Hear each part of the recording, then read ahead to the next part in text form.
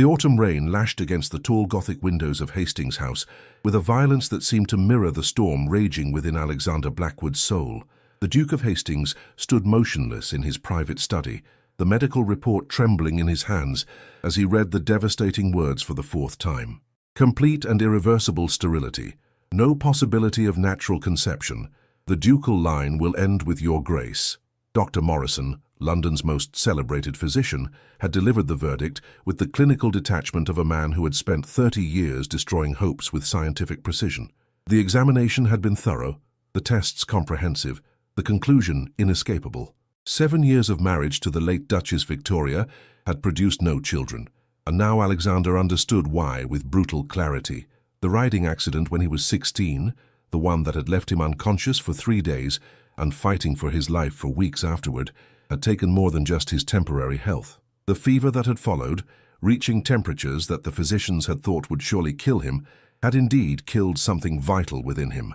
His ability to continue the Hastings bloodline, a responsibility that had been drilled into him since childhood, was gone forever. Alexander moved to the massive oak desk that had served 5 generations of Hastings dukes, his fingers tracing the worn leather of the chair where his father had sat, and his grandfather before him, all men who had successfully produced heirs to carry on their legacy. The weight of being the first to fail pressed down upon him like a physical force. At 34, he was considered to be in his prime, wealthy beyond measure, influential in Parliament, respected by his peers, and still considered one of London's most eligible widowers despite his recent loss. What none of them knew was that beneath the facade of aristocratic perfection lay a man who was fundamentally broken in the most essential way possible. The irony was not lost on him that his vast estates, his political influence, his carefully cultivated reputation, all of it was meaningless if he could not produce an heir to inherit it. The Hastings dukedom, which had served the crown with distinction for over 3 centuries, would die with him. The title would pass to his dissolute cousin Reginald, a man whose greatest accomplishments involved gambling away his inheritance and maintaining a string of increasingly scandalous mistresses. Alexander poured himself a generous measure of brandy from the crystal decanter that had been a wedding gift from the Prince Regent, noting with bitter irony that he would likely be the last Hastings duke to drink from it. The amber liquid burned his throat, but it did nothing to ease the hollow ache in his chest where his hopes for the future had once resided. A soft knock at the study door interrupted his brooding. "Enter," he called, his voice carefully controlled despite the turmoil within. "Your Grace," his butler, Pemberton, announced with the formal dignity that had characterized his 30 years of service to the family. "Lady Ashford has arrived for tea. She is waiting in the blue drawing-room." Alexander's jaw tightened. Lady Ashford was his late wife's aunt, a formidable woman who had appointed herself the guardian of his social obligations since Victoria's death 18 months ago. She had been increasingly vocal about his need to remarry, to fulfill his duty to the dukedom by producing an heir, if only she knew how impossible that had become. "Tell Lady Ashford that I am indisposed," Alexander said, turning back to the window where the rain continued its relentless assault on the glass. "I'm afraid she was quite insistent, Your Grace. She mentioned that she has brought someone she wishes you to meet, a young lady of excellent family and considerable accomplishments. Another potential bride to parade before him, another innocent young woman who would expect him to provide her with children, another opportunity for him to fail in the most fundamental way a husband could fail." Alexander felt his hands clench into fists at his sides. "Very well," he said finally, knowing that postponing the inevitable would only make Lady Ashford more determined. "Tell her I will join her presently." As Pemberton withdrew, Alexander caught sight of his reflection in the window glass, a man in his prime, tall and broad-shouldered, with the dark hair and strong features that had marked the Hastings bloodline for generations. To look at him, no one would suspect the devastating truth that Dr. Morrison's examination had revealed. He appeared to be everything a woman could want in a husband, everything society expected from a duke. The cruel irony of his situation was that his body had betrayed him in the one way that mattered most. The blue drawing-room was Lady Ashford's favorite space in Hastings House, decorated in shades of sapphire and cream that complemented her silver hair and sharp blue eyes. She rose as Alexander entered, her movements still graceful despite her 70 years, and beside her stood a young woman who immediately caught his attention, not for her beauty, though she was undeniably lovely, but for the intelligence that shone in her green eyes and the quiet confidence in her bearing. "Alexander, my dear boy," Lady Ashford said, extending her hand for him to kiss in the continental fashion she had adopted during her youth in Paris. "You look dreadful. You have been brooding again, haven't you?" "Lady Ashford," Alexander replied, with the careful courtesy that had been bred into him since childhood, "you are as direct as ever." "At my age there is no time for subtlety," she replied briskly. "Now I want you to meet Miss Sophia Hartwell. Sophia, this is Alexander, the Duke of Hastings, though I suspect you have already deduced that from his air of aristocratic melancholy." Miss Hartwell curtsied with perfect grace, but when she rose her eyes met his directly, an unusual boldness in a young woman meeting a duke for the first time. "Your Grace," she said, her voice carrying a slight accent that suggested northern origins. "Lady Ashford has told me a great deal about you. All of it highly exaggerated, I'm sure," Alexander replied, studying her face more closely. There was something different about Miss Hartwell, something that set her apart from the usual parade of marriage-minded young ladies who had been thrust into his path since Victoria's death. She seemed genuinely interested in him as a person, rather than as a title and fortune. "On the contrary," Sophia replied with a slight smile that transformed her entire face.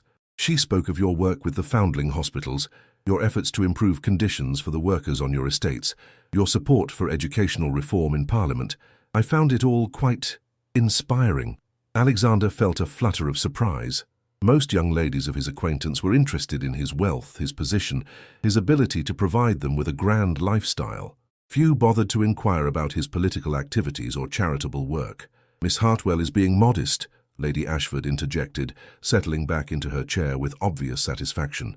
"She has been working with her father in his medical practice for the past 5 years. Dr. Hartwell has quite a reputation for unconventional approaches to healing." "Medical practice?" Alexander's interest was genuinely piqued now. "That is unusual for a young lady."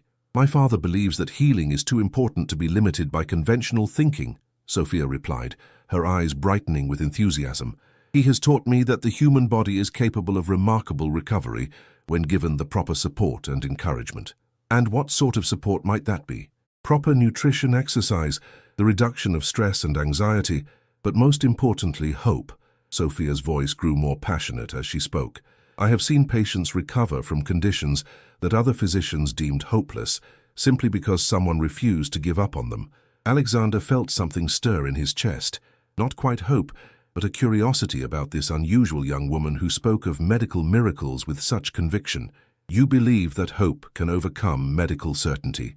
"I believe that medical certainty is often based on incomplete understanding," Sophia replied carefully. "The human body is far more complex than we realize, and factors that seem unrelated to a condition can sometimes play crucial roles in healing." Lady Ashford watched this exchange with obvious satisfaction, recognizing the spark of genuine interest in Alexander's eyes for the first time since Victoria's death. "Sophia's father has achieved some remarkable results with patients who had been given up for lost by conventional medicine," she added. "Perhaps you might find their approaches interesting." Alexander studied Sophia's face, noting the intelligence in her expression, the way she spoke of healing as if it were both art and science. "And what is your role in your father's practice, Miss Hartwell?" "I assist with patient care, maintain medical records and help develop treatment protocols," Sophia replied. "I have also studied extensively with physicians across Europe who specialize in complex cases." "Complex cases?" Sophia hesitated, clearly weighing how much to reveal. "Cases where conventional medicine has failed, where alternative approaches might offer hope." The conversation was interrupted by the arrival of tea, served by Alexander's staff, with the precision that marked all activities at Hastings House.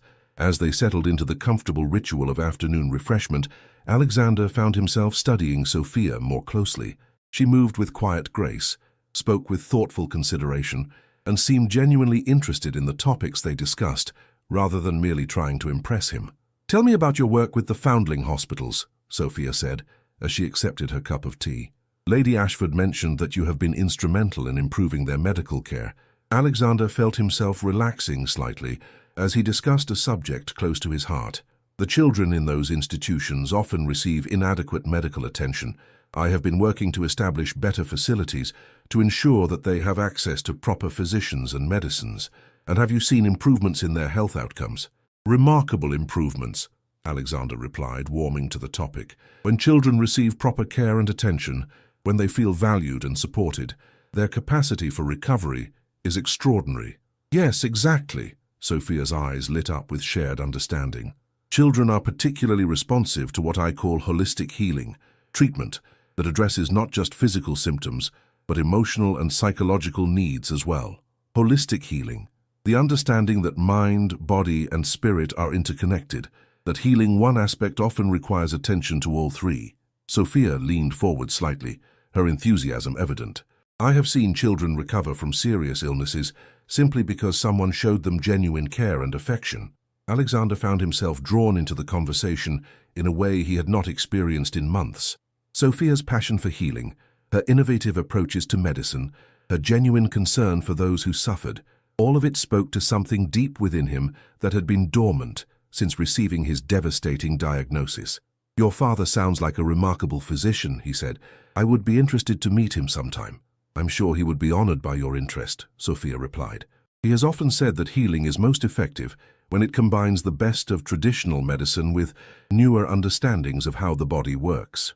Lady Ashford, who had been observing this exchange with growing satisfaction, chose that moment to interject. "Dr. Hartwell has had particular success with cases involving fertility issues," she said delicately. "He has helped several couples who had been told by other physicians that they could never have children." Alexander felt his blood run cold at the mention of fertility, but forced himself to maintain his composure. "Indeed, that must be very rewarding work." "It is," Sophia agreed, though she seemed to sense some tension in his response. "There is nothing more joyful than helping a couple achieve their dreams of parenthood, especially when they had given up hope. And what sort of treatments does your father employ for such difficulties?" Sophia glanced at Lady Ashford, who nodded encouragingly. "A combination of approaches, herbal remedies to improve overall health, dietary modifications, exercises designed to reduce stress and improve circulation, but most importantly, he addresses the emotional factors that can affect fertility." Emotional factors. Anxiety, despair, the kind of psychological stress that can actually interfere with the body's natural processes, Sophia explained. "When couples are told they cannot have children, the resulting depression and hopelessness can actually make conception even more unlikely." Alexander felt his heart racing as he listened to her words. Could it be possible that the despair he had felt since his diagnosis was actually contributing to his condition? Could there be treatments that Dr. Morrison had never considered? "For your grace," Lady Ashford said, noting his obvious interest, "perhaps you would like to visit Dr. Hartwell's practice. I'm sure he would be delighted to show you his work." I would find that very educational," Alexander managed, his mind racing with possibilities he had not dared to consider. "Wonderful!" Lady Ashford clapped her hands together with obvious delight. "Sophia, perhaps you could arrange for His Grace to visit your father's clinic. I'm sure he would find the work fascinating." As the afternoon wore on, Alexander found himself increasingly drawn to Sophia's intelligence, her compassion, her innovative approaches to healing. She spoke of medicine not as a rigid science, but as an art that required intuition, creativity, and above all, hope. When she described her father's successes with supposedly hopeless cases, Alexander felt something he had not experienced in months, a flicker of possibility that his own situation might not be as hopeless as he had been led to believe. When Lady Ashford and Sophia finally took their leave, Alexander found himself standing at his study window once again, but this time his mood was entirely different.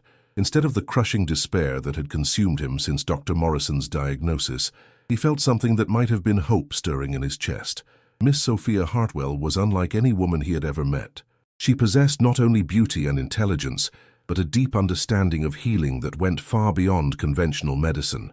Her father's success with fertility cases suggested that there might be treatments, approaches, possibilities that Dr. Morrison had never considered. For the first time in months, Alexander began to believe that his future might hold more than just the slow decline into irrelevance that he had been contemplating. Perhaps there was hope after all.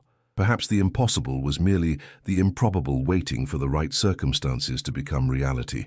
As he prepared for bed that night, Alexander found himself thinking not about the end of his bloodline, but about the remarkable young woman who had spoken so passionately about the power of hope to overcome medical certainty. Tomorrow, he would visit Dr. Hartwell's practice. Tomorrow, he would begin to explore possibilities that he had never dared to consider.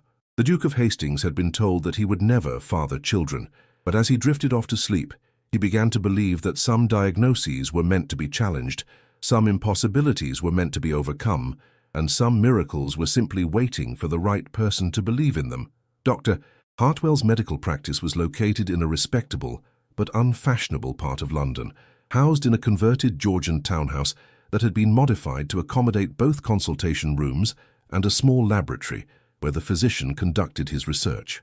Alexander arrived the following afternoon, his carriage drawing curious stares from the neighborhood residents who were unaccustomed to seeing such obvious wealth in their modest streets. The interior of the practice was unlike any medical facility Alexander had ever seen. Instead of the sterile, intimidating atmosphere that characterized most physicians' offices, Dr. Hartwell had created an environment that felt more like a comfortable home than a clinical setting. The walls were lined with books on medicine, botany, and natural philosophy, while large windows allowed natural light to flood the consultation rooms. "Your Grace," Dr. Hartwell said as he greeted Alexander in his private study, "what an honor to receive you. Sophia told me of your interest in our work here." Dr. Hartwell was a man in his 50s, with graying hair and kind eyes that suggested both intelligence and compassion. His manner was professional but warm, lacking the intimidating formality that Alexander had come to associate with medical consultations. "Dr. Hartwell," Alexander replied, accepting the offered chair, "your daughter spoke most eloquently about your innovative approaches to healing. I confess myself curious about your methods."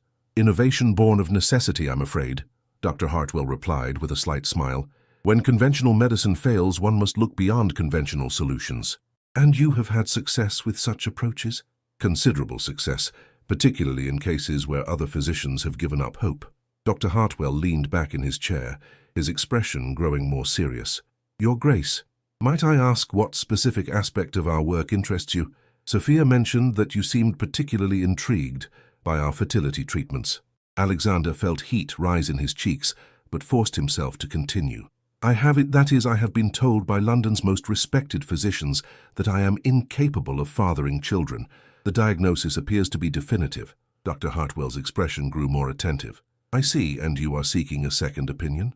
"I'm seeking hope, I suppose," Alexander admitted, surprised by his own honesty, "though I am not certain such hope is justified." "Hope is always justified when it leads to proper investigation," Dr. Hartwell replied firmly.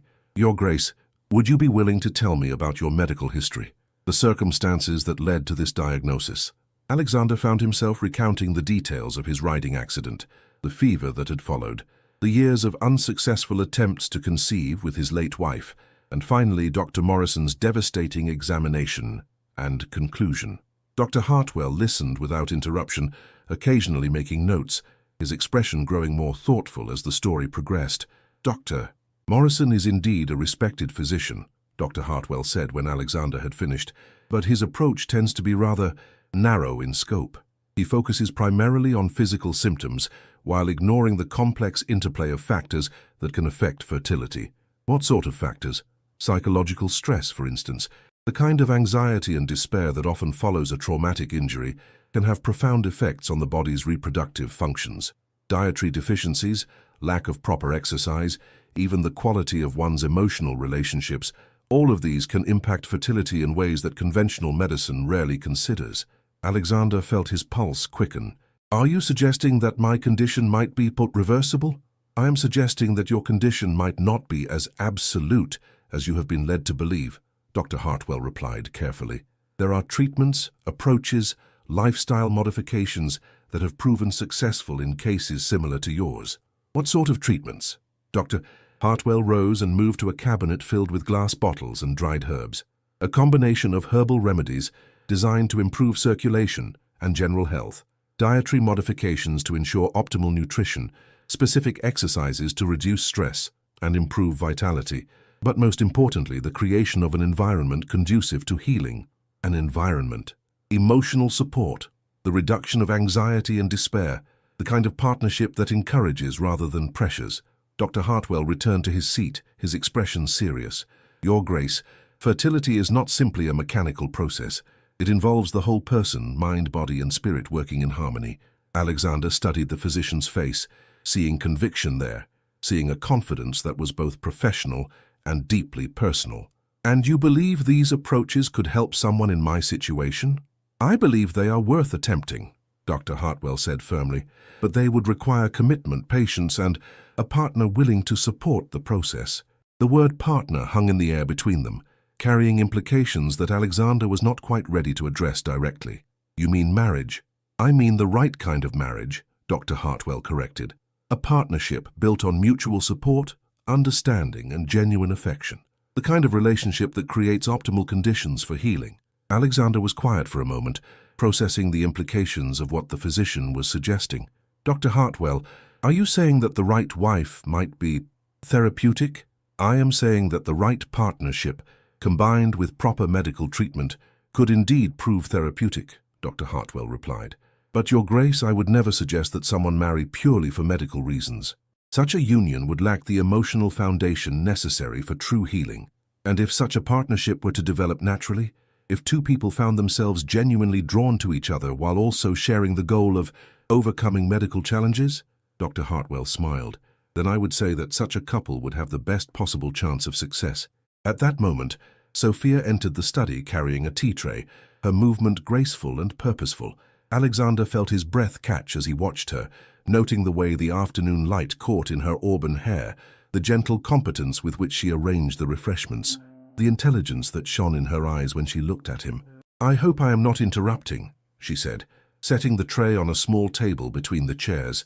I thought you might appreciate some refreshment. Not at all, Alexander replied, though he was acutely aware of her presence in a way that surprised him. Your father has been explaining his treatment approaches. They are quite fascinating. Father has achieved remarkable results with patients who had been given no hope by conventional medicine, Sophia said, settling into a chair near the window. I have assisted with many of these cases, and I can attest to the effectiveness of his methods. Miss Hartwell? Alexander said, turning to face her directly. Your father mentioned that these treatments require partnership, emotional support. What role does that play in the healing process? Sophia's cheeks colored slightly, but she met his gaze directly. Emotional stress can have profound physical effects, particularly on reproductive health. When a patient feels supported, valued, loved, when they have hope and purpose, their body's natural healing processes are enhanced. And without such support, even the most advanced medical treatments may fail, Sophia replied. The mind and body are connected in ways that we are only beginning to understand. Despair can literally prevent healing, while hope can facilitate recovery that seems miraculous. Alexander found himself studying Sophia's face as she spoke, noting the passion in her voice, the way her entire demeanor changed when she discussed her work. There was something compelling about her conviction, a refusal to accept that any case was hopeless. Miss Hartwell, he said slowly, might I ask, that is, have you ever considered marriage, the kind of partnership your father describes as beneficial to healing? Sophia's blush deepened, but she did not look away. I have considered it, Your Grace, but I would want such a partnership to be based on genuine affection and mutual respect, not merely medical necessity. Of course, Alexander agreed quickly, but if such affection were to develop naturally, if two people found themselves drawn to each other, while also sharing common goals, then I believe such a partnership could indeed prove beneficial to both parties, Sophia replied quietly. Dr. Hartwell watched this exchange with obvious satisfaction, recognizing the spark of genuine interest that was developing between his daughter and the Duke. Your Grace, he said, might I suggest that you consider our treatment program? It would involve regular consultations, lifestyle modifications, and ongoing support from someone knowledgeable about the healing process. What sort of ongoing support? Daily monitoring of your health, assistance with dietary and exercise regimens, emotional encouragement during the treatment period. Dr. Hartwell glanced meaningfully at his daughter. Such support would be most effectively provided by someone who could observe your progress closely, someone who understood both the medical and emotional aspects of your situation. Alexander felt his heart racing as he began to understand what was being suggested. Are you proposing that Miss Hartwell serve as my medical attendant? I am proposing that Sophia work closely with you to implement the treatment program, Dr. Hartwell replied. Such close collaboration would require considerable time together, regular consultations, the development of mutual trust and understanding. And would Miss Hartwell be amenable to such an arrangement? Sophia looked between her father and Alexander, her expression thoughtful. I would be honored to assist with your treatment, Your Grace, though I must emphasize that such collaboration would need to be built on honesty, trust, and genuine commitment to the healing process. And if, during the course of such collaboration, other feelings were to develop, if professional partnership were to evolve into something more personal, then we would address such developments as they arose, Sophia replied, her voice steady despite the obvious implications of what they were discussing. But, Your Grace, I would want any personal relationship to be genuine, not merely a byproduct of medical necessity. Alexander rose from his chair, moving to the window where he could look out at the busy street while processing the magnitude of what was being offered. Sophia Hartwell was proposing to work closely with him, to provide the kind of support and encouragement that her father believed essential to healing. In the process, they would spend considerable time together, would develop the kind of intimate understanding that could indeed lead to deeper feelings. Miss Hartwell, he said, turning back to face her, I must ask you to consider carefully what you are offering. The treatment period could last months, perhaps longer. You would be committing considerable time and energy to a case that may ultimately prove unsuccessful. I would be committing myself to helping a good man overcome a challenge that has caused him great pain, Sophia replied firmly. That is not a burden, Your Grace, it is a privilege. And if society were to misinterpret our association, if people were to assume that our collaboration was motivated by factors other than medical necessity, then society would be revealing more about its own prejudices than about our character, Sophia said with quiet dignity. I have learned not to make important decisions based on the opinions of people who do not understand the situation. Alexander felt something shift in his chest as he looked at this remarkable young woman who was offering him hope when he had thought none existed. Sophia Hartwell was intelligent, compassionate, beautiful, and possessed of an inner strength that he found deeply attractive. If her father's treatments proved successful, if they were able to overcome his medical challenges, then perhaps... Very well, he said, his voice firm with decision. I accept your offer, Miss Hartwell. I place myself under your care, with the understanding that we will work together toward a goal that may prove impossible to achieve. Not impossible, Your Grace, Sophia corrected with a smile that transformed her entire face. Merely improbable.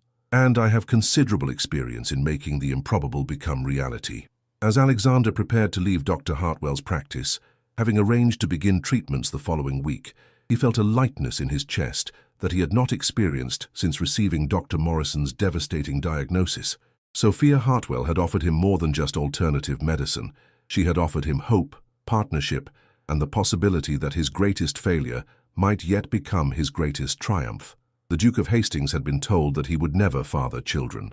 But as he looked back at the modest townhouse where Sophia stood watching his departure from the window, he began to believe that some diagnoses were meant to be challenged, some impossibilities were meant to be overcome, and some miracles were simply waiting for the right person to believe in them.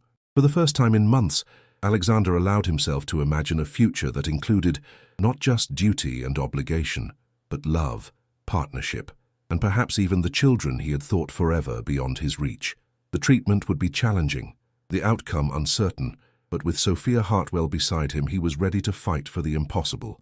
The treatment program began in earnest the following Monday, with Sophia arriving at Hastings House each morning to oversee Alexander's new regimen. She had insisted on conducting the treatments at his residence rather than her father's practice, arguing that the familiar environment would be more conducive to the kind of emotional healing that was essential to their success. Alexander had been skeptical of this arrangement initially, concerned about the propriety of having an unmarried young woman spend so much time in his home. But Sophia had addressed his concerns with characteristic directness, pointing out that Lady Ashford would serve as an informal chaperone and that the medical nature of their association provided adequate justification for their collaboration. Your Grace, Sophia said as she reviewed his dietary requirements over breakfast on the first morning, I must emphasize that this program will require significant changes to your daily routine. The herbal preparations must be taken at specific times, the exercises performed regularly, and the dietary modifications followed precisely. Alexander studied the detailed schedule she had prepared, noting the complexity of the regimen she had designed. You have given this considerable thought. I have adapted the program specifically for your situation, Sophia replied, her manner professional but warm. Each element is designed to address different aspects of the healing process, physical, emotional, and spiritual. Spiritual? The belief that healing is possible, the hope that sustains us through difficult periods, the faith that our bodies can overcome seemingly insurmountable challenges. Sophia's eyes met his across the breakfast table. Without spiritual healing, physical treatments often fail. And you believe I possess such spiritual resources? I believe you are a man who has faced adversity before and overcome it, Sophia replied firmly. The riding accident that you survived as a young man, the fever that nearly killed you, these experiences prove that your body is capable of remarkable recovery when given proper support. Alexander felt a flutter of something that might have been hope. You see my past illnesses as evidence of strength rather than weakness. I see them as proof that you are a survivor, that your body knows how to heal itself when given the right conditions. Sophia leaned forward slightly, her expression intense with conviction. Your Grace, the human body is far more resilient than most people realize. What appears to be permanent damage is often simply the result of inadequate treatment or insufficient time for healing. As the days passed, Alexander found himself looking forward to Sophia's morning visits with an anticipation that went beyond mere medical necessity. She brought with her an energy and optimism that seemed to fill the vast rooms of Hastings House with new life. Her presence transformed his daily routine from a series of lonely obligations into a collaborative effort toward a shared goal. The herbal preparations are beginning to show effect, Sophia observed during their second week of treatment, noting improvements in his color and energy levels. Your circulation is improving, and the stress indicators I have been monitoring are showing marked improvement. I feel different, Alexander admitted. Stronger, more vital than I have in years. The body responds quickly to proper nutrition and care, Sophia explained, making notes in the detailed journal she maintained of his progress. But the more significant changes, the ones that affect fertility, those take longer to manifest. How much longer? Sophia hesitated, clearly reluctant to raise expectations too high. These things vary considerably from patient to patient. Some men show improvement within a few months, others require a year or more of treatment, and some never improve at all. Some choose to give up before the treatment has had adequate time to work, Sophia corrected gently. Your Grace, healing requires patience as much as medicine. We must trust the process and allow your body the time it needs to recover. As the weeks progressed, their relationship began to evolve beyond the purely medical. Alexander found himself sharing details of his life that he had never discussed with anyone. His fears about failing his family's legacy, his loneliness since Victoria's death, his struggle to find meaning in a life that seemed increasingly empty of purpose. Sophia, in turn, spoke of her own challenges. The difficulty of being a woman in a field dominated by men, her frustration with conventional medicine's limitations, her dreams of establishing a practice that could help couples who had been told their cases were hopeless. You speak of your work with such passion, Alexander observed one morning as they walked together through the gardens of Hastings House, a daily exercise that Sophia had prescribed for both physical and emotional benefits. Have you never considered marriage yourself, the conventional path that society expects of women? Sophia was quiet for a moment, her gaze focused on the roses that were beginning to bloom in the spring sunshine. I have considered it, of course, but I have never met a man who understood that marriage should be a partnership of equals, not a relationship where one person subordinates their dreams to the other's expectations. And what would such a partnership look like? Mutual respect, shared goals, the kind of emotional support that allows both people to become better than they could be alone. Sophia glanced at him with a slight smile. Rather like what we are attempting to achieve with your treatment, actually. Alexander felt his pulse quicken at the implication in her words. Are you suggesting that our collaboration has elements of the kind of partnership you describe? I am suggesting that we have developed a relationship based on trust, mutual support, and shared commitment to a common goal, Sophia replied carefully.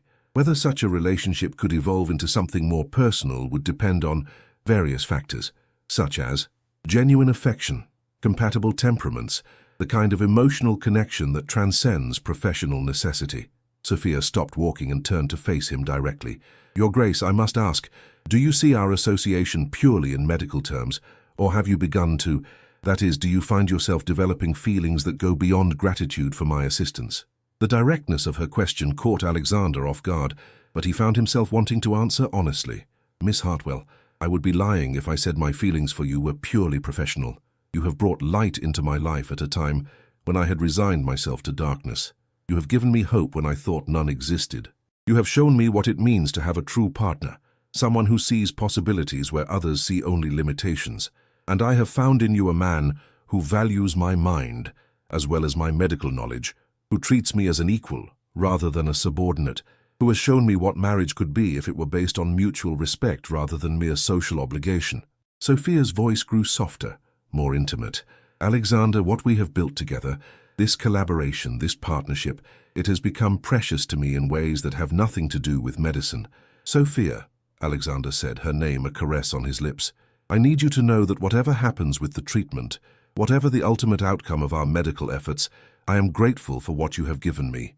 You have shown me what it means to hope again, to believe in possibilities I had thought forever lost.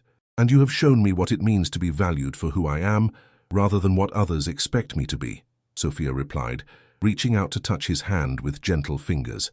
Alexander, She was interrupted by the approach of Lady Ashford, who had been observing their growing closeness with obvious satisfaction.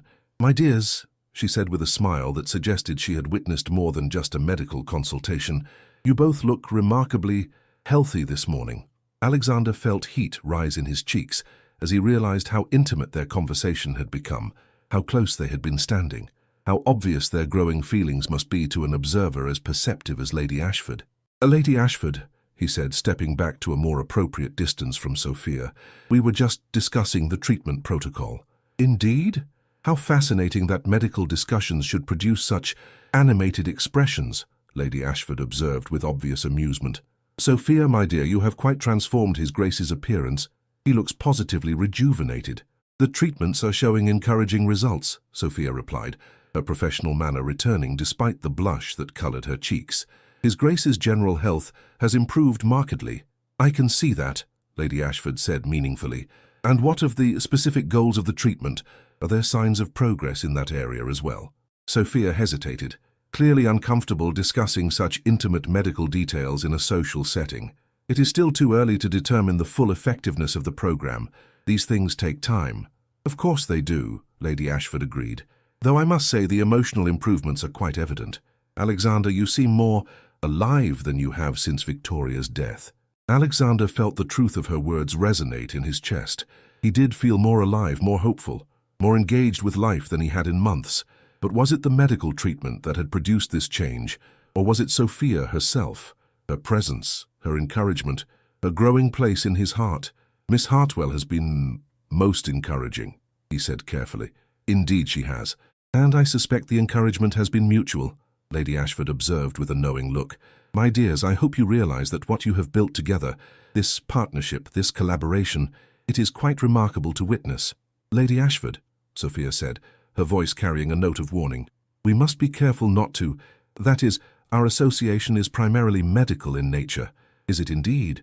Because from where I stand, it appears to be something far more significant than mere medical treatment.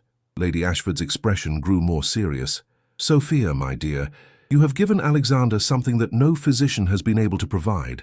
Hope, purpose, the belief that his future holds possibilities beyond mere duty and obligation. And Alexander has given me something equally valuable, Sophia replied quietly. The opportunity to practice medicine in partnership with someone who values my knowledge and trusts my judgment, who sees me as more than just a physician's daughter with unconventional ideas. Then perhaps, Lady Ashford suggested with obvious satisfaction, it is time to consider making this partnership permanent. Alexander felt his heart race at the suggestion, even as his mind catalogued all the reasons why such a union would be complicated.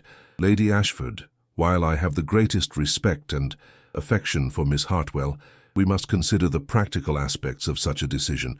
What practical aspects? The difference in our social positions, the potential scandal of a duke marrying a physician's daughter, the possibility that the treatment may ultimately prove unsuccessful. Alexander's voice grew more troubled as he spoke. If I cannot give Sophia children, if the medical goals of our partnership cannot be achieved, then I would be asking her to sacrifice her own chances for motherhood. And if the treatment is successful, Lady Ashford asked, if you are able to overcome the medical challenges that have prevented you from having children, then we would face different challenges, Alexander replied honestly. Society's acceptance of our union, the pressure of producing an heir, the question of whether our feelings are genuine or merely the result of shared medical goals. Sophia had been listening to this exchange with growing emotion, and now she spoke with quiet intensity.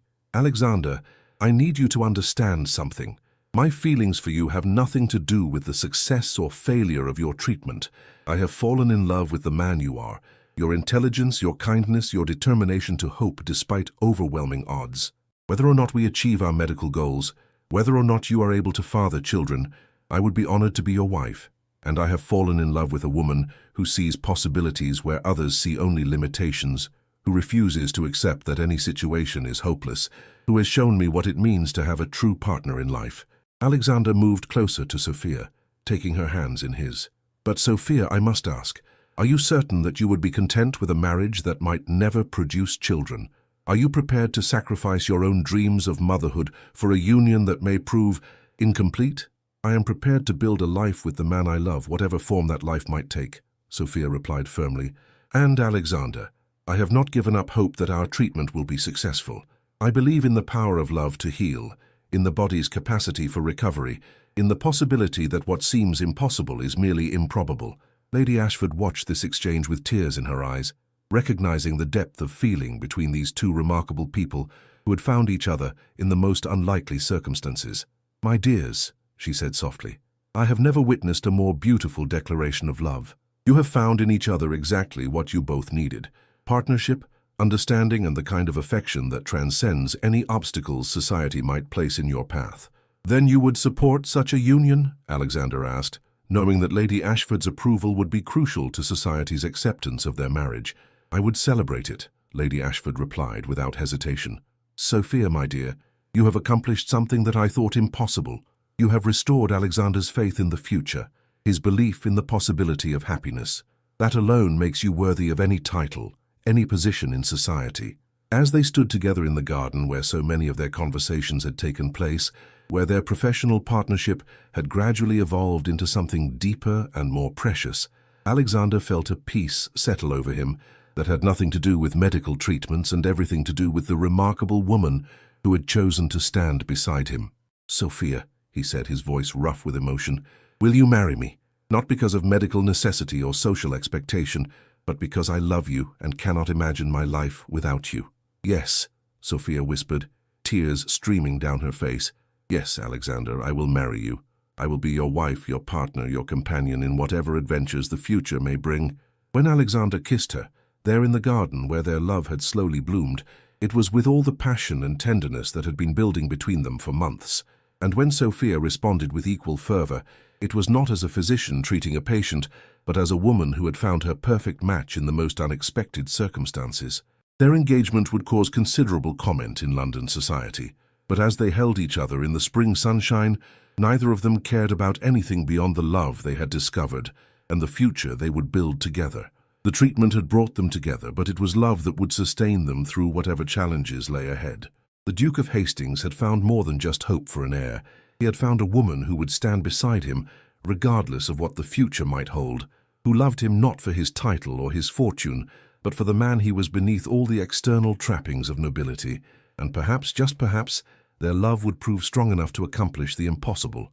Their engagement was announced in the Times 6 weeks later, creating exactly the sensation that Alexander had anticipated. London society buzzed with speculation about the Duke of Hastings' choice of bride, a physician's daughter with no fortune, no title, and no connections beyond her association with Lady Ashford. "The Duke of Hastings and Miss Sophia Hartwell announced their engagement with joy," the formal notice read. "The wedding will take place in the autumn at St. George's, Hanover Square." But what should have been a time of pure happiness was complicated by an unexpected challenge that threatened not just their personal joy, but Sophia's professional reputation and the future of her father's practice. Dr. Morrison, the physician who had originally diagnosed Alexander's sterility, had been following the Duke's apparent recovery with growing skepticism and professional jealousy. The idea that an untrained woman using folk medicine could succeed where London's most respected physician had failed was more than his pride could bear. "I must say, Your Grace," Dr. Morrison announced, during what was supposed to be a routine social encounter at White's Gentlemen's Club, "your engagement has caused quite a stir in medical circles." Alexander felt his jaw tighten at the physician's tone, which carried implications that made his blood run cold. "Indeed? In what way?" Well, one cannot help but wonder about the circumstances that led to your apparent recovery, Dr. Morrison continued with the clinical detachment that made his insinuations all the more insulting. My diagnosis was thorough and definitive. For such a dramatic improvement to occur suggests either a miraculous intervention or alternative explanations that must be considered. What sort of alternative explanations? Dr. Morrison's smile was cold and calculating. Your Grace, I have made discreet inquiries about Miss Hartwell's methods. What I have discovered raises serious questions about both her qualifications and her ethics. Alexander felt rage building in his chest, but forced himself to maintain his composure. I find your implications offensive, Doctor. I speak only from professional concern, Dr. Morrison replied smoothly. Miss Hartwell has been treating you for months, spending considerable time alone with you, developing what appears to be an intimate relationship. One might wonder whether her treatments involved procedures that go beyond conventional medicine. The accusation was clear, and Alexander felt his hands clench into fists as he realized what the man was suggesting. Doctor, Morrison was implying that Sophia had used sexual manipulation as part of her treatment, that their engagement was the result of improper conduct rather than genuine affection. Dr. Morrison, Alexander said, his voice deadly quiet, you will retract those implications immediately, or you will answer to me personally. I make no accusations, Your Grace. I merely observe that Miss Hartwell's methods appear to be unconventional and that her success rate with male patients is remarkably high. One might question whether her treatments address medical conditions or other needs entirely. Before Alexander could respond to this outrageous suggestion, they were interrupted by the arrival of Lord Pemberton, whose expression suggested he had overheard enough of the conversation to understand its nature. Morrison, Lord Pemberton said with obvious distaste, I believe you have overstepped the bounds of professional discourse into the realm of personal insult. I speak only from concern for His Grace's welfare, Dr. Morrison replied, though his tone lacked conviction. If Miss Hartwell has used improper methods to achieve her results, if she has taken advantage of His Grace's vulnerable state, then you would be accusing a respectable young woman of conduct that would destroy her reputation and her family's practice, Lord Pemberton said firmly. I hope you have substantial evidence to support such serious allegations. Dr. Morrison's confidence faltered slightly. I have observations, concerns about the nature of her treatments and the circumstances of their engagement. Observations are not evidence, Alexander said coldly, and concerns are not facts, Doctor. Morrison, unless you can provide proof of improper conduct, I suggest you keep your suspicions to yourself. Very well, Your Grace, but I feel compelled to warn you that others in the medical community share my concerns. There are those who believe that Miss Hartwell's methods warrant investigation by the Royal College of Physicians. The threat was clear. If Dr. Morrison could convince his colleagues to investigate Sophia's treatments, if he could raise enough questions about her methods and ethics, he could destroy both her reputation and her father's practice. The scandal would make their marriage impossible and leave Sophia facing accusations that could ruin her life. After Dr. Morrison's departure, Alexander and Lord Pemberton sat in the club's library, both troubled by the implications of what they had heard. He means to destroy her, Alexander said grimly. Morrison cannot accept that his diagnosis was wrong, that a woman succeeded where he failed. He would rather ruin Sophia's reputation than admit his own limitations. What evidence could he possibly have? Lord Pemberton asked. Surely Miss Hartwell's conduct has been above reproach. Absolutely above reproach, Alexander replied without hesitation. But Morrison doesn't need evidence of actual impropriety. He only needs to raise enough questions to create doubt. In a case involving intimate medical treatment, suspicion can be as damaging as proof. And what will you do? Alexander was quiet for a moment, his mind racing through their options. I will protect Sophia whatever the cost. If Morrison wants to investigate her methods, he will find himself facing counter-accusations about his own failures. If he wants to question her ethics, he will discover that his own conduct is not beyond scrutiny. You would attack Morrison's reputation to defend Miss Hartwell's? I would do anything necessary to protect the woman I love, Alexander replied firmly. Morrison has made this personal, and he will discover that the Duke of Hastings protects his own. When Alexander returned to Hastings House that evening, he found Sophia waiting for him in his study, her face pale with distress and a letter clutched in her trembling hands. Alexander, she said as he entered, we have a problem, a serious one. I know, Alexander replied, moving to take her in his arms. "I encountered Dr. Morrison at the club today. He made his intentions quite clear." "Then you know about the investigation?" Sophia's voice was barely a whisper. "What investigation?" Sophia handed him the letter with shaking fingers. "From the Royal College of Physicians. They are opening a formal inquiry into my father's practice, specifically regarding our treatment methods and the nature of our relationship." Alexander read the official document with growing anger. The investigation would examine Dr. Hartwell's unconventional treatments, Sophia's qualifications to provide medical care, and the circumstances surrounding Alexander's apparent recovery. Most damaging of all, it would scrutinize the relationship between physician and patient, looking for evidence of improper conduct. "They are questioning everything," Sophia said, tears streaming down her face. "My training, my methods, my ethics. They are suggesting that I compromised myself to achieve results that proper medicine could not accomplish." "Sophia, you know that these accusations are baseless. Your conduct has been exemplary, your methods sound, your results genuine. But can we prove that?" Sophia asked desperately. "Can we demonstrate to a panel of skeptical physicians that love and hope and proper nutrition can accomplish what they believe requires surgical intervention or divine miracle?" Alexander was quiet for a moment, understanding the magnitude of the challenge they faced.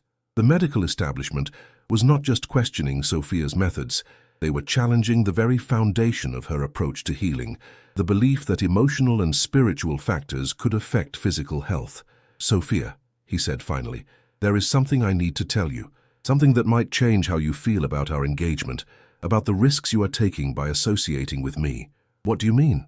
Alexander moved to his desk, withdrawing a document he had hoped never to show her. "I received this yesterday, before Dr. Morrison's confrontation. It is from my cousin Reginald, who stands to inherit the dukedom if I die without an heir." Sophia read the letter with growing alarm. Reginald was threatening to challenge Alexander's marriage if it proceeded, claiming that the Duke was not of sound mind, that he had been manipulated by an unscrupulous woman who had taken advantage of his vulnerable state. "He is suggesting that you have somehow bewitched me," Alexander explained, "that your treatments involved improper influence, that our engagement is the result of manipulation, rather than genuine affection. And if he succeeds in this challenge, our marriage would be declared invalid, you would be branded as a fortune hunter or worse, and I would be placed under the guardianship of the courts until my mental competency could be established." Alexander's voice was grim with the implications. "Sophia, I cannot ask you to face such risks. If you wish to withdraw from our engagement, if you want to protect yourself and your family from this scandal—" "Alexander," Sophia interrupted, her voice growing stronger despite her tears, "do you truly believe that I would abandon you now? Do you think so little of my character that you imagine I would flee at the first sign of difficulty? I think so much of your character that I cannot bear to see it destroyed by association with me," Alexander replied. "Sophia, these people will stop at nothing to discredit you. They will examine every moment we have spent together, every conversation, every touch. They will twist our love into something sordid and calculating. Then we must be prepared to defend our love with the same determination we brought to your treatment," Sophia said firmly. "Alexander, what we have accomplished together, your recovery, our partnership, the love we have built, it is real, it is genuine, it is worth fighting for. Even if the fight destroys everything we have worked to build." "Especially then," Sophia replied, moving to stand beside his chair, "because if we surrender now, if we allow fear to dictate our choices, then we will have proven their accusations correct. We will have shown that our love was not strong enough to withstand challenge, that our commitment was conditional on social approval." Alexander looked up at this remarkable woman, who had given him hope when he had none, who had loved him when he thought himself unlovable, who was now prepared to fight the entire medical establishment to defend their relationship.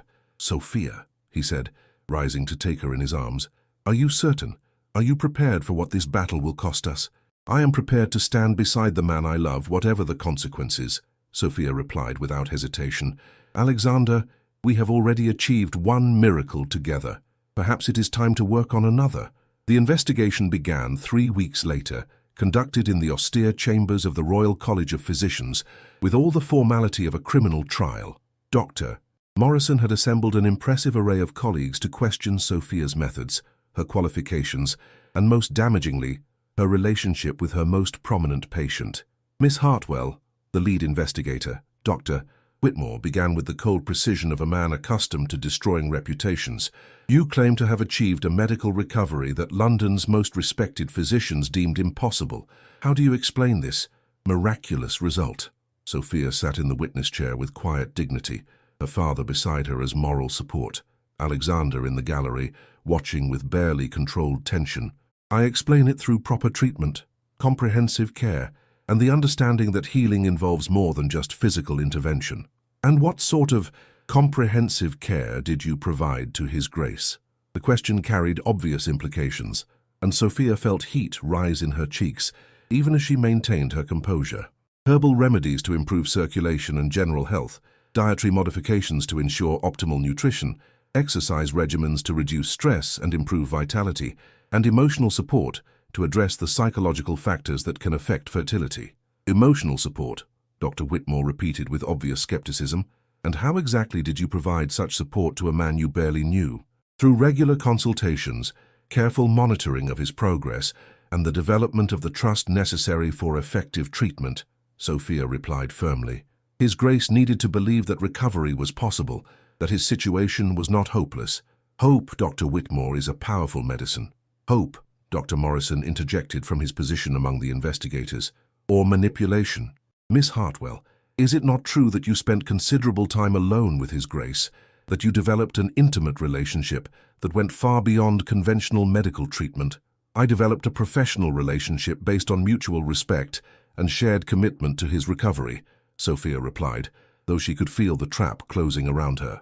"If that relationship eventually evolved into personal affection, it was a natural consequence of working closely together toward a common goal."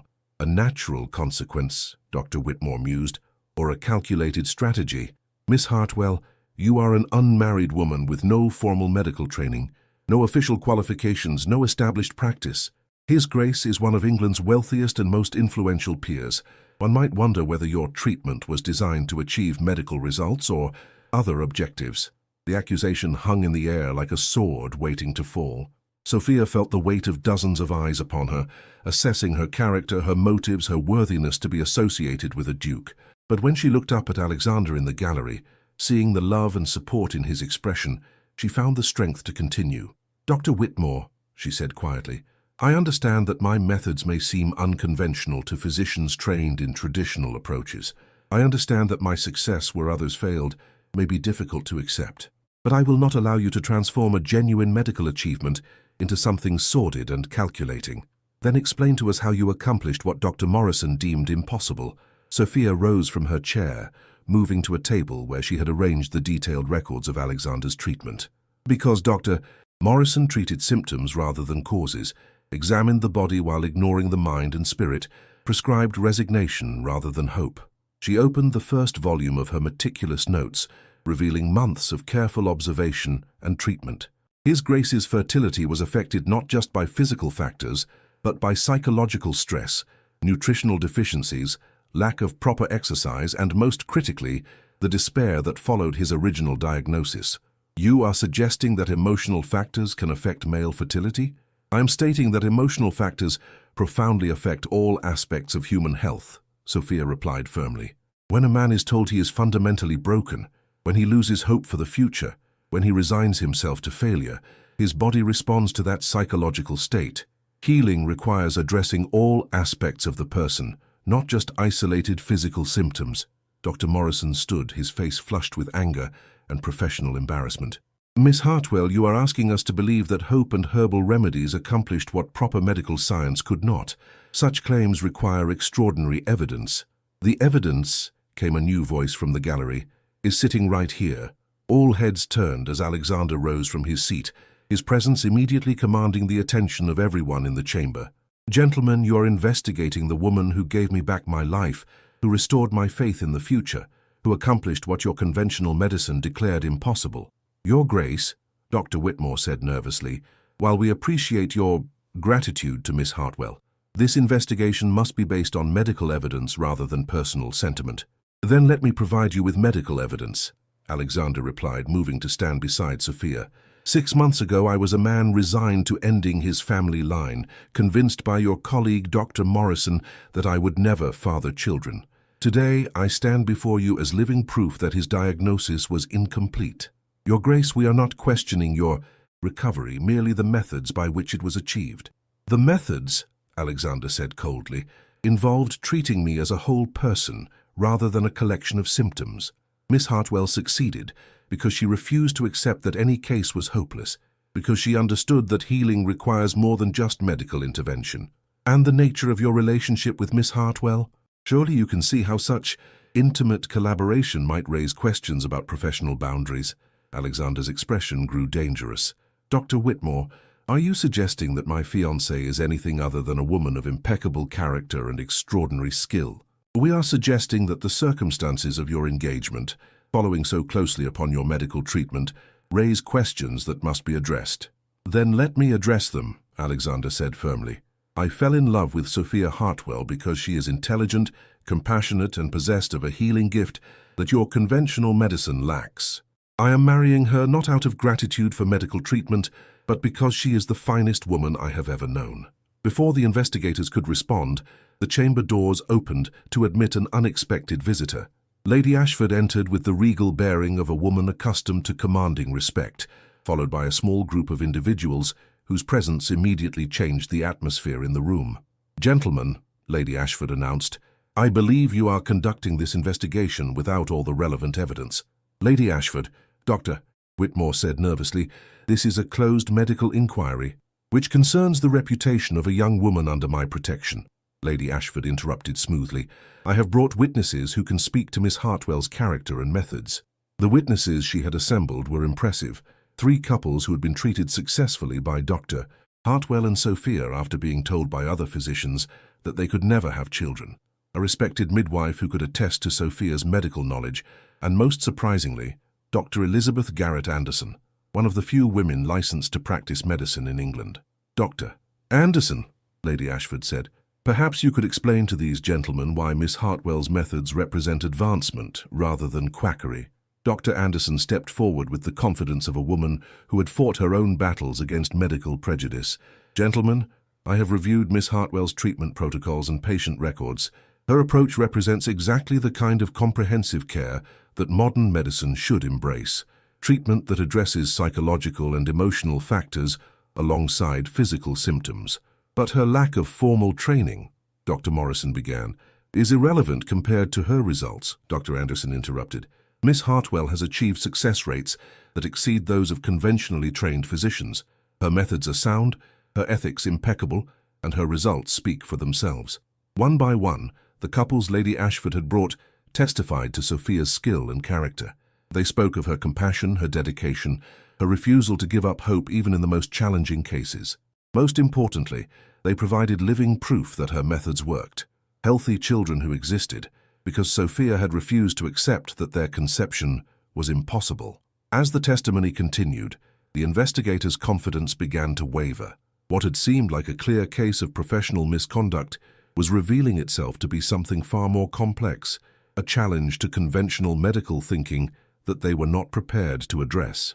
Miss Hartwell, Dr. Whitmore said finally, in light of this additional evidence, we are prepared to conclude this investigation with a formal censure for practicing without proper credentials, but no finding of professional misconduct. That is unacceptable, Alexander said before Sophia could respond. Miss Hartwell has committed no crime other than succeeding where you failed.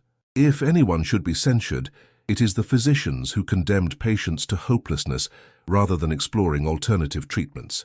Your Grace, we cannot simply ignore the question of proper medical training. Then provide her with proper medical training, Lady Ashford suggested smoothly. Offer Miss Hartwell the opportunity to formalize her education, to study with the finest physicians in Europe, to develop her methods within the framework of established medicine. Dr. Anderson nodded approvingly. An excellent suggestion. Miss Hartwell's intuitive understanding of healing, combined with formal medical education, could revolutionize our approach to fertility treatment. The investigators looked at each other uncertainly, recognizing that they had been outmaneuvered by forces more powerful than their professional prejudices. To condemn Sophia now would be to challenge not just her methods, but the testimony of respected witnesses and the support of influential patrons. Very well, Dr. Whitmore said finally. This investigation is concluded with no finding of misconduct. Miss Hartwell, you are free to continue your practice, though we strongly encourage you to pursue formal medical training. As the chamber emptied and the investigators departed in defeat, Alexander took Sophia in his arms, holding her close as the tension of the past weeks finally began to dissipate. "It's over," he whispered against her hair. "They cannot touch us now." "No," Sophia replied, her voice strong despite her tears of relief. "It's just beginning. We have proven that love can overcome any obstacle, that hope is stronger than prejudice, that some miracles are simply waiting for the right people to believe in them." 6 months later, they were married in a ceremony that celebrated not just their love, but their triumph over those who had tried to destroy them. The church was filled with patients whose lives had been changed by Sophia's care, physicians who had come to respect her methods, and society figures who had chosen to support love over convention. But the greatest miracle was yet to come. As they stood at the altar exchanging vows, Sophia carried within her the proof of everything they had fought to defend, the child that would be born 7 months later, followed by his twin sister just minutes afterward. The Duke of Hastings had been told it was impossible to have an heir. But love had made him the father of twins, and in doing so had proven that the greatest healing came not from medicine, but from hope, that the most profound miracles were achieved not through science but through faith, and that the impossible was simply another word for the wonderful things that happened when two people refused to give up on each other. Their love story became legend in London society, repeated in drawing rooms and medical colleges as proof that some diagnoses were meant to be challenged, some impossibilities were meant to be overcome, and some miracles were simply waiting for someone brave enough to believe in them. The sterile Duke of Hastings had found more than just an heir. He had found a love that transformed not just his life, but the very understanding of what healing could accomplish when guided by hope, supported by partnership, and blessed by the kind of love that refused to accept limitations. If this tale of medical miracles, unwavering hope and love that defied all odds touched your heart, please give this video a like and subscribe to our channel for more inspiring historical romances. Share your thoughts in the comments below. Would you have believed in the impossible? Could you have maintained hope when all medical evidence suggested otherwise? Your engagement helps us bring you more stories, where love conquers all obstacles and proves that miracles are simply possibilities waiting for the right circumstances. Thank you for joining us in the halls of Hastings House, and until our next romantic tale unfolds, remember that sometimes the most beautiful things in life come to those who refuse to accept that anything is truly impossible.